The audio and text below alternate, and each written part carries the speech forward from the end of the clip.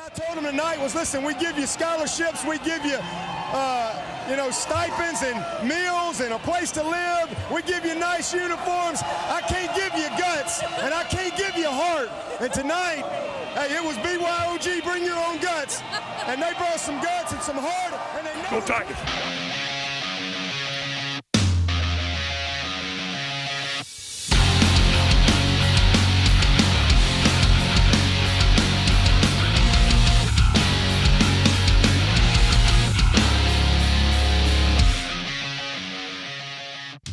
What's up, everybody? My name's Jeffrey Gardner. Welcome back once again to another episode of Upset Alert.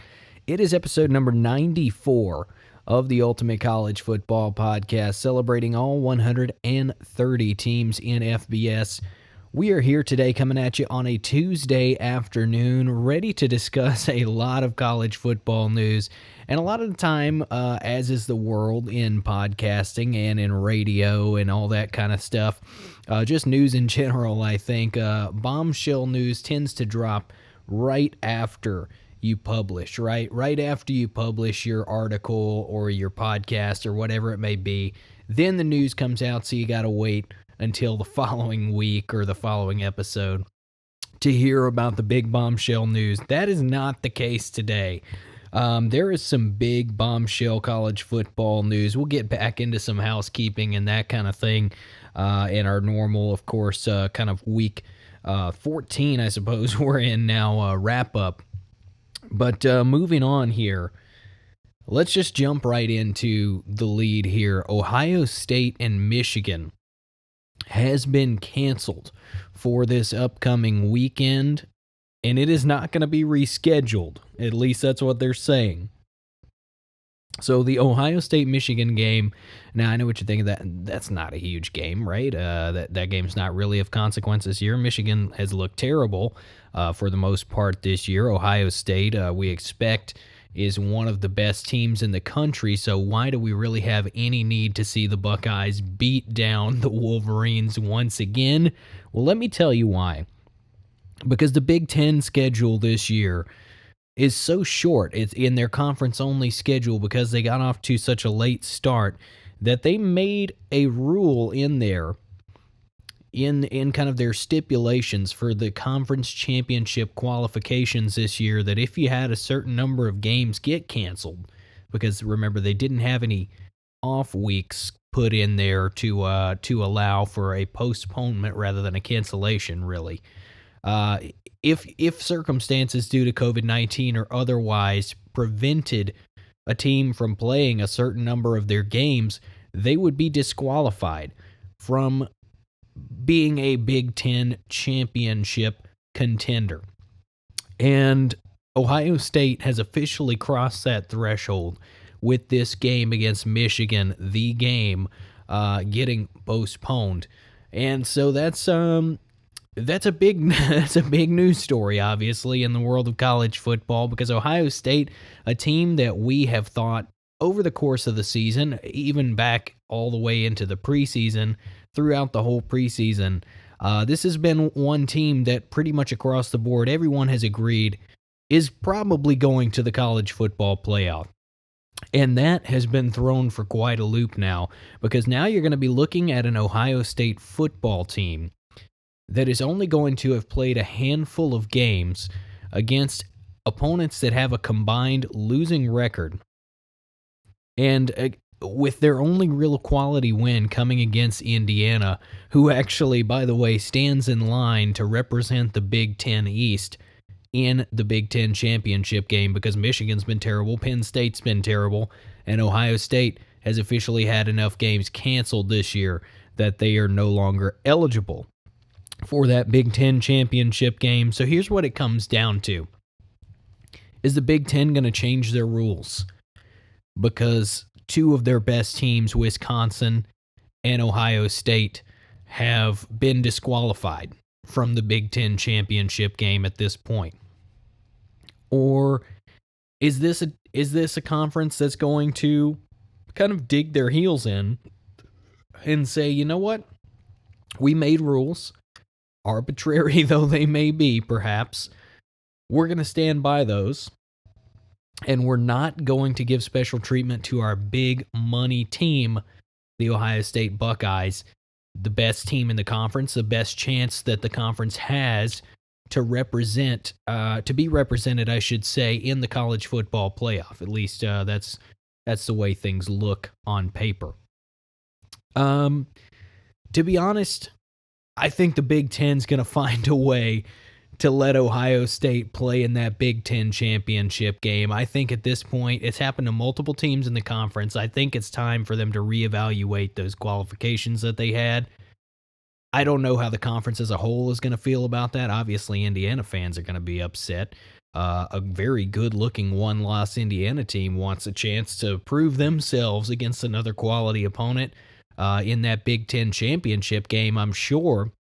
So they certainly will have something to say about it, but I just would not be shocked at all to see some special treatment of some kind given to the Ohio State Buckeyes here, just given what the football program is there, what it means financially, quite frankly, to the Big Ten as a whole, for a college football team in their conference to represent the conference in the college football playoff.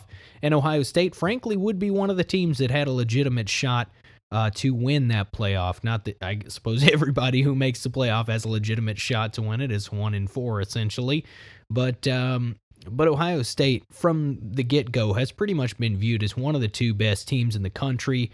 I think maybe that tune has changed a little bit because Alabama's just been a revelation this year.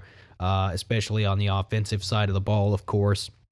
Clemson continues to look great, so they're right there. And Notre Dame has been a surprise as well, of course. But the bottom line to this whole discussion is, if Ohio State doesn't qualify, if they don't change that rule, and that's what we're kind of forced to assume because we don't know any further details right now, if Ohio State is not playing in the Big Ten championship game, they're going to have a weak resume and a short resume with really just that one impressive win over Indiana, which was a big win, by the way, even though it was just a one-score win. Keep that in mind as well. This would be an Ohio State team that is not going to look very sexy when you're stacking up their resume against a team like Notre Dame, against a team like Clemson. Heck, you could even argue if they go undefeated out in the Pac-12 against a team like USC, potentially, would have even a longer resume than Ohio State would, assuming they don't have any more games get canceled out there on the West Coast. But you certainly would even have to consider over Ohio State in this situation not playing a Big Ten championship game. You got to think about a team like Texas A&M. A very talented, very good-looking one-loss team out of the SEC who's not going to win a conference championship, but who is a legitimate top 5, top 10 type team, and who the College Football Playoff Committee has already shown they take seriously as a playoff contender. So it's going to get spicy toward the end of the season here with some of the discussions. Now, some folks are already saying this is why the playoff should be expanded. I'm here for it. Honestly, if ever there was a year to try it out with pretty much little to no consequence, this is the year to try it out and see what happens, because with so many conferences having a shortened schedule, I just think it makes a lot of sense to expand it to 8 teams this year. Obviously, I think that had to have already happened for that to be valid for this season, so I doubt that's going to happen realistically. But again, I'm not going to be surprised if Ohio State finds a way to get some special treatment out of this. Frankly, even if they don't play in the Big Ten championship game, maybe the playoff committee just gives it to them based on the eye test of what they've done thus far this season. I truly have no further insight on this than that. It's going to be really interesting couple of weeks here as we get into some conference championship games for most conferences here in the coming 2 weekends, and as we get into some big, still some big matchups even outside of conference championship games, whether that's rescheduled games or whether that's just for those conferences that are kind of operating on a slightly different timeline. maybe those that maybe some big games that are just still left on their conference slate at this point in the season. But it's going to be really, really interesting coming down the pipeline. We will kind of stick a pin in that, and we'll move along into our Week 14 wrap-up. A lot happened this weekend in college football. There were a lot of lopsided matchups, as we mentioned in our preview episode last Thursday. So we'll fly through some of these here, but I'll stop and pause on a few. I do like to get through all the results just to give, a little bit of equal time to everybody, give some love to those teams. Just because they were playing a bad team this week doesn't mean they're not a good team or that it wasn't a good win. So let's get into it. Starting Thursday night, this was the 3rd. We had Louisiana Tech win 42-31 over North Texas. Bulldogs with a nice road win there. Air Force blew out Utah State 35-7. Pretty impressive performance by Air Force in that football game. Utah State, of course, is not great, but you like to see that 4-touchdown win, of course, for anybody. Friday, December the 4th, we had number 25, Louisiana. The Ragin' Cajuns picked up a big win on the road against App State. Finally got that, whatever it is, that weight off their shoulders, that weight off their chest. They have been unable to break through and beat App State. Finally this year, where App State will not be going to the Sun Belt Championship game, Louisiana rolls right on through them, 24-21. Close game there. It was a good game up in Boone. But this is a great Louisiana football team. They really have looked good. They've looked the part all season long, pretty much. Had some close wins where they snuck by some folks, sure. But this is a Louisiana team that is a serious team to watch out of the Sun Belt. Of course, I think there's too many good group of 5 teams ahead of them for them to become that top-seeded conference champion, even if they were to unseat Coastal Carolina, who we'll get to later on in the episode. But this is a really good Ragin' Cajuns team, and this is maybe the best that the top 2 teams in the Sun Belt have looked in ever, at least in my recollection. I can't recall a better matchup on paper to me in the Sun Belt Conference Championship game than Louisiana, the Ragin' Cajuns, and Coastal Carolina, the Chanticleers, of course. Like I said, we'll get to them later. The Chants are getting their praise on today's episode. Don't you worry, Chanticleer fans.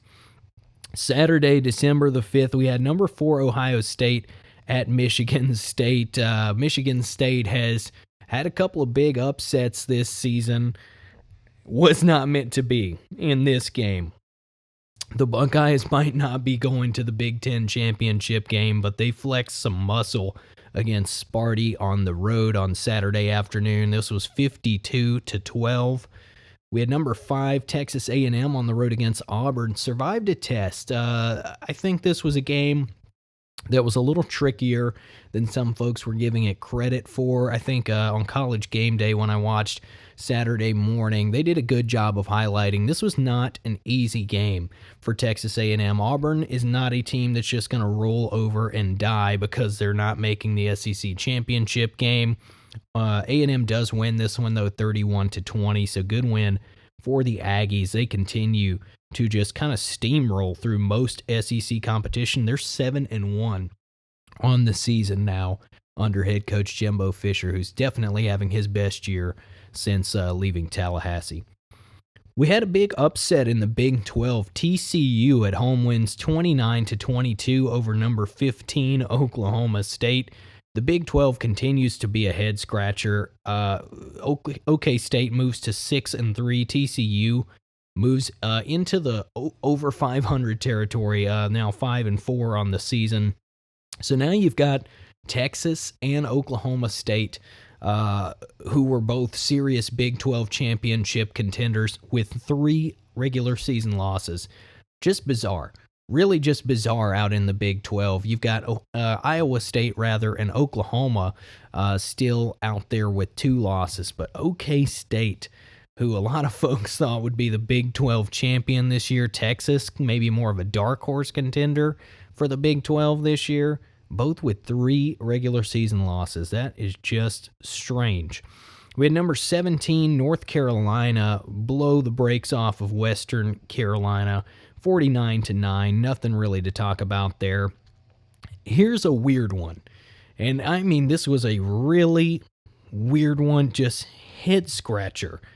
Number 21, Marshall, who has been steamrolling people all season long, came into this game at 7-0, and they lose 20-0 to Rice. I have no explanation here. I truly have no explanation. The Thundering Herd have been so great all season long, and they are shut out at home by a team that is ranked in the hundreds in our rankings over on Twitter at Upset Alert Pod. The Rice Owls are not a great college football team, or at least I didn't think they were. Who is this team that played on Saturday and shut out Marshall, who has, again, blown people out this season for the most part? Looking back at Marshall's schedule recently before this, they won 42-14 against Middle Tennessee, 51-10 over UMass, 20-9 over FAU, 35-17 Louisiana Tech, 38-14 over Western Kentucky, 17-7 over a good App State team, 59-0 over Eastern Kentucky. I have no idea what happened to Marshall in this football game, but Rice, with one of the bigger upsets of the season and a huge road win, moves them to just 2-2 on the season. They kind of got a late start and had a lot of games get postponed in there as well. Marshall, though, falls to 7-1. They are out of that conversation officially for the top group of 5 champion to get that New Year's 6 bowl bid. It's really, I think we're looking at Coastal Carolina probably and Cincinnati in that discussion. Again, we'll get to those later on. We had Toledo on the road winning 41-24, a little Maction on the road against Northern Illinois. We had Texas Tech hosting Kansas. This one was actually pretty close, 16-13. Texas Tech gets the win over the still winless Jayhawks out in Kansas. They fall to 0-9 under head coach Les Miles this year. We had Texas at Kansas State. Texas dropped a sweet 69 points on the road against K-State, 69-31. Hook 'em. Nebraska on the road against Purdue wins 37-27. Penn State does get another win, 23-7 on the road against Rutgers. I saw at least one of the panel over on College Game Day on ESPN Saturday morning picked Rutgers in that football game, and I kind of didn't hate the pick. I did pick Penn State in this game, but I did not hate the Rutgers pick either. I just have a hard time having any kind of faith in the Nittany Lions right now, but I think they're starting to come around a little bit, maybe awaken the sleeping giant. This team is still extremely talented. Let's not forget they will bounce back at some point or another. I think they're slowly turning the corner maybe. We had Tulane win 35-21 at home over Memphis. This was another one that surprised me. I told you guys I thought it was easy money. Memphis over Tulane. I believe Tulane was favored in this game by a field goal or so. I thought it was easy money. Memphis +3. I thought they'd win outright by at least a touchdown. Memphis loses on the road. Tulane moves to 6-5. Memphis 6-3 on the season. So good on the green wave of Tulane for a 2-touchdown win over one of the better teams in the American Athletic Conference. We had Missouri hosting Arkansas. This one was a shootout, 50-48. Mizzou wins. Their offense is really clicking right now, 41-0 against Vanderbilt a couple of weeks ago, and now 50-48 against Arkansas. So the defense maybe leaving something to be desired in this one on both sides. But the Tigers, the Mizzou Tigers, that is, picking up a nice win against the Hogs. And all of a sudden, Mizzou has strung together a pretty good season. They're 5-3. They will certainly bring a lot of juice into their upcoming matchup with the Georgia Bulldogs. They're going to try to spring a surprise on this UGA team that has been up and down at times this season, quite frankly. So, Georgia, you got to keep your head on a swivel this coming weekend against Missouri. We'll get more into that on Thursday's episode when we're getting our preview of the coming weekend here.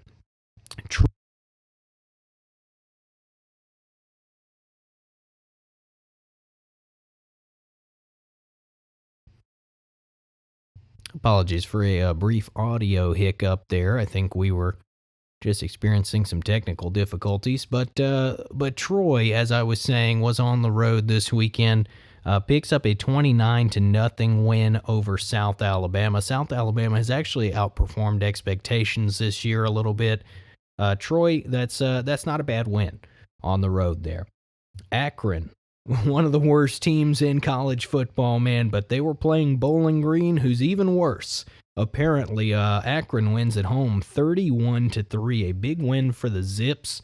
They will take a slight bump in our updated rankings. Again, those are over on Twitter, normally in our pinned tweet at Upset Alert Pod. Ball State on the road over Central Michigan wins 45-20. Solid win for Ball State. They continue to impress. They moved to 4-1 on the season. Central Michigan maybe slightly underperforming the expectations I had for them to this point after making that MAC championship game last year. They certainly don't appear on track to do that this year. We had Eastern Michigan. Speaking of teams who are outperforming expectations, Eastern Michigan with a huge road upset win over rival Western Michigan, just their first win of the season for the Eagles of Eastern Michigan. They moved to 1-4. Western Michigan moves to 4-1, their first loss of the year to their in-state rivals there. That one was 53-42, so good on the Eagles of EMU picking up a huge road win and a big first win of the season there. We had number 2 Notre Dame hosting a very outmatched Syracuse team. Notre Dame wins that one 45-21. The Irish are 10-0. They are legit, baby. They are legit. I'm going to keep riding the hype train on the Fighting Irish week after week until they go to the playoff and get blown out by somebody, which we know is inevitably coming. If you watch college football enough, you just see the same patterns again and again. And I think it's coming. Notre Dame's going to the playoff, and they are going to get a bad round 1 matchup and just get blown out of the water. I just have a strong feeling that it's going to happen here. We had Arkansas State hosting Louisiana Monroe. 48-15 was the final score in that one. Louisiana Monroe continues to be bad at football. They are 0-10 on the season, getting blown out by a pretty mediocre at best Arkansas State team that is mediocre even by Sun Belt standards. The Red Wolves have not been good this year. We had number 6 Florida on the road. Tennessee kept it close in this game. So this game was played in Knoxville, Tennessee. The Volunteers have been on a serious slide after a decent start to the season, kind of carrying over some of the momentum that they had at the end of last year.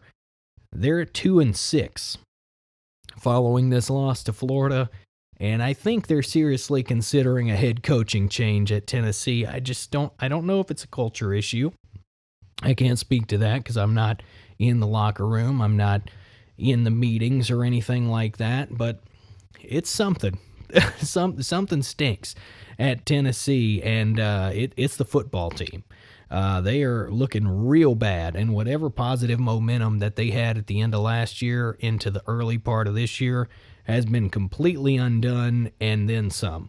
This team looks, I hesitate to say this, but they almost look, I am going to come out and say it, they look definitively worse than they did under Butch Jones right now, and that should feel like a slap in the face if you're a Tennessee fan. But that's the truth, and it hurts. It hurts for Tennessee football fans, I'm sure, right now. That is not what Tennessee football should be. And, something's got to give, right? Something's got to give at some point. The Florida Gators, however, are looking good. They're 8-1, and they are going to roll right along to the SEC championship game against Alabama. Who knows what happens in that game, really? You hate to get your hopes up too high. I wouldn't get your hopes up too high if you're a Florida Gators fan for that game against Alabama, but hey, Florida is a legit team. They deserve that number next to their name. It's going to be a game.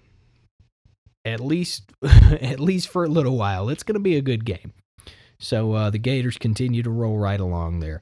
Number 9, Iowa State picked up a big blowout win over a good West Virginia team, 42-6. That's an impressive win right there for the Cyclones, who are riding high right now. They beat Texas last week, and then a huge blowout over, again, a pretty good West Virginia team who came into that game at 5-3. Iowa State looking pretty good in the Big 12. That might be your favorite in the Big 12 right there.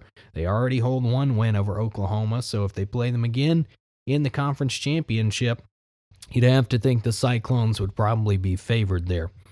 Number 12, Indiana, on the road against number 16, Wisconsin. Low-scoring game, but Indiana picks up a big win, 14-6. The Hoosiers continue to look the part. His team is 6-1 now on the season. The Wisconsin Badgers take their second loss in just 4 games this year. So maybe that one is not a huge loss like Ohio State could potentially be for Big Ten championship eligibility. Of course, Wisconsin also, like the Buckeyes, has had too many games canceled to compete in that Big Ten championship game this year. We had number 19, Iowa, on the road against Illinois. Iowa wins 35-21. Nice win for the Hawkeyes there on the road against the Illini. Number 24, Tulsa at Navy. That was a 19-6 win for Tulsa. They continue to slowly inch their way up the top 25. We had Boston College at West Virginia. Boston College at Virginia. Virginia picks up the win 43-32. Nice win for the Wahoos there over a pretty good Boston College team. Virginia does move past 500 with that win to 5-4. We had a road upset over a Pac-12 team, another Pac-12 team that was undefeated, taking a loss. Number 22, Washington, loses at home against Stanford. Stanford wins that one 31-26. Stanford has not looked particularly great this season. They're 2-2 on the year now. Washington was looking pretty good. This is a team I was pretty high on, I think, coming into this football game. I certainly thought they would take care of business at home against the Cardinal. But Stanford, nice road win, 31-26 over the Huskies there.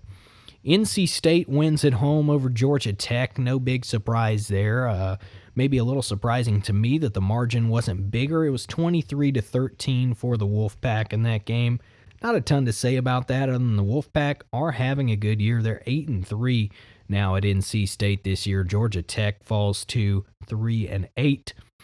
And we had our game of the week. And it lived up to the hype, you have to say, right?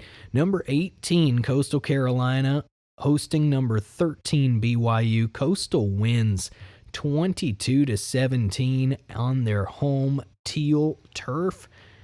This was a big win for this Coastal Carolina football program. This is almost a program-defining win, I think, for Coastal Carolina.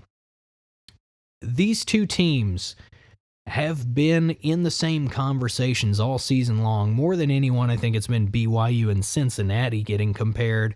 Coastal Carolina said, you're forgetting somebody. We are undefeated as well. And with this win over a really good BYU team, Coastal Carolina moves to 10-0 on the season. This team is just on a warpath headed to the Sun Belt Conference Championship game.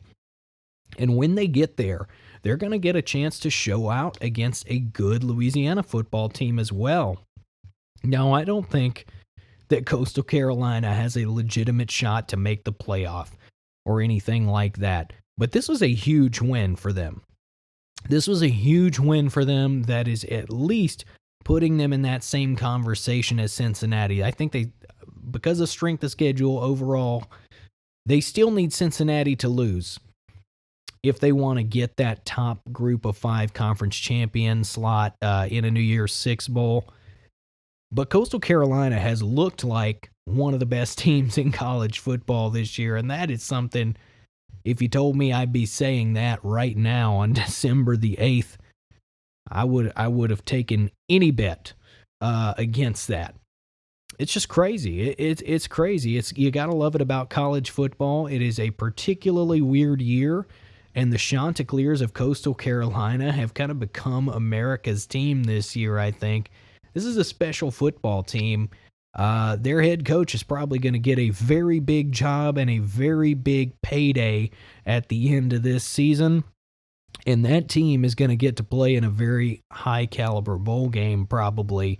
If not a New Year's Six Bowl, then at least something nice as a replacement there. But this Chanticleers team is for real. I have to say, after this win against BYU, that Coastal Carolina is a top 10 team, and I don't see any argument against that, quite frankly. I just don't. If you're not accepting them as a top 10 team at this point, you haven't been watching enough football, period. We'll move along. San Jose State at Hawaii. San Jose State wins 35-24 on the road. Maybe as expected there, but still a nice win for San Jose State.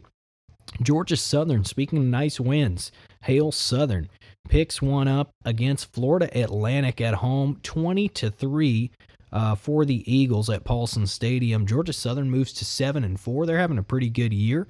FAU was a good team coming into this one, though, 5-1. They fall to 5-2 on the year.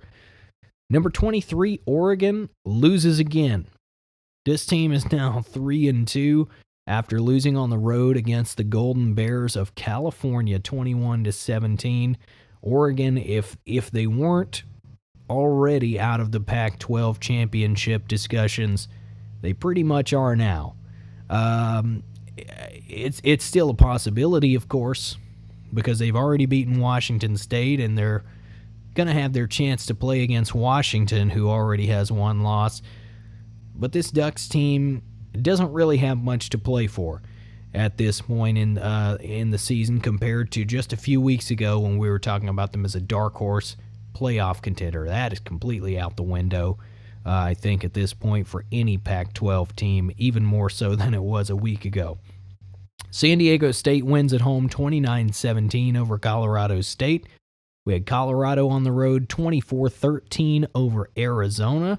Colorado continues to look good. They moved to 4-0 on the season. It's kind of piecing together some maybe not super sexy wins against average to below average opponents, but the Buffaloes are 4-0. And that's more than Oregon can say. That's more than Washington can say up north in the same conference. Number 3, Clemson on the road takes care of business against Virginia Tech, 45-10. The Tigers are one of the best teams in the country, without question. I don't see how you can question that at this point. Kentucky wins big, 41-18 over South Carolina. The Wildcats have had a lot of challenges this year, shall we say, but they moved to 4-6 on the year. South Carolina just 2-8, but you do get some good news for South Carolina. I guess depending on how you feel about it, could be good news or bad news. Of course, they fired head coach Will Muschamp a few weeks back. South Carolina has hired a new head coach, that being Shane Beamer. So Shane Beamer, who was an assistant coach over at Oklahoma, has done it in the past at Georgia as well, so he's got some SEC ties. He's going to be the new head coach of the South Carolina Gamecocks. So exciting stuff, starting a new era there in Columbia. You have to feel like it was probably time for this to happen, and I think this South Carolina football program is ready to turn the page past the Will Muschamp era at this point. We're going to fly through the last few here. We got number 1 Alabama on the road against LSU. This one went like you would expect. Alabama pretty much stomped a mud hole in this LSU defense, 55-17, the final in this one.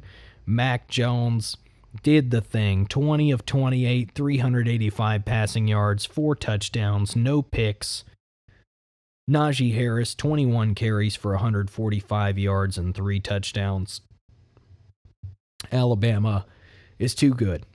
It's like a cheat code, really, having Najee Harris and having Mac Jones, who really is just this delivery system to an arsenal of elite wide receivers that Alabama seems to just reload at every single year. You have to think, if there's a wide receiver I know there's so many teams in college football, but you have to think if you pick one to be wide receiver who else would it be other than Alabama? I think it truly has to be them. I can't think of a team that has more consistently had elite level wide receivers for the last several years in college football. Moving along, we had number 10, Miami, on the road against Duke. Miami quietly is still just a one-loss team. They're 8-1 on the year. That's another great team out of the ACC, where all this talk about Clemson, Notre Dame, Clemson, Notre Dame, Clemson, Notre Dame. Don't forget to just mention in there that Miami is really darn good, and their only loss is to Clemson. 8-1 is are the Miami Hurricanes, and Duke 2-8 on the season following this loss. So I suppose that 48-0 outcome, not too much of a shocker there. Number 11, Oklahoma was hosting Baylor. They win that one 27-14. That is, the Sooners win that one. They continue their march to the Big 12 championship matchup with Iowa State, most likely. Fresno State at Nevada. Nevada wins 37-26. Nevada kind of bouncing back after their first loss of the season just a couple of weeks ago. Nevada moves to 6-1 on the year. Wyoming at New Mexico. New Mexico wins one at home over the Cowboys. How about that? The first win of the season for the Lobos over at New Mexico. They moved to 1-5. Wyoming, disappointing year. They fall to 2-3. That was a team that I thought would be one of the better teams in the Mountain West this year. We had Utah win 30-24 over Oregon State, and UCLA win 25-18 on the road over Arizona State, giving UCLA a record above 500, I believe, and you can fact check me on this, but I believe for the first time in the Chip Kelly era that they have a winning record. So pretty cool stuff over there at UCLA. And that's about going to wrap us up for episode number 94 of Upset Alert. We are on all the podcast platforms, so find us on your podcast platform of choice. Apple Podcasts, Spotify, Amazon, Google. We're on Twitter at Upset Alert Pod, and of course we stream live here twice a week, normally every Monday and Thursday, sometimes Tuesday and Thursday, depending, on twitch.tv/RobotBrainEater. I just want to thank you guys so much for listening. Check us out on there. Leave us a 5-star review if you can. Hope you have a wonderful rest of your day. And until Thursday, we will see you later.